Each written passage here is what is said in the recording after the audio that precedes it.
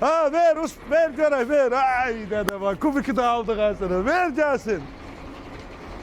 Ver. Əla, əla. Qəşəng. Bu ne Şu. sesçiydi? Ha ne olup ne sesçiydi? Ha.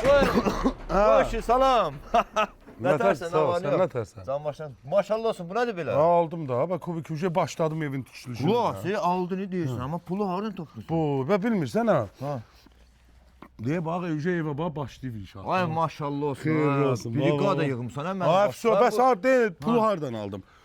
Apardım, öz sürdüyüm maşın yoxdur. Aha. Saldım avtokreditə 20 dəqiqəyə.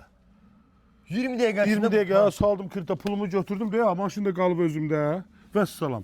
İndi evi başladım tikib qutarmağa. Öz onlardan ətə. İli 90-cı ildən yuxarı Luboy maşını 20 dəqiqə kreditə salırlar, pul götürürlər, maşın qalır özündə nömrəsi də dəyişmir. Ne yaxşı. Özdə pulu gələn aydan ödəyəcəm, yeni ildən sonra ödəyəcəm. Ne qəşəng.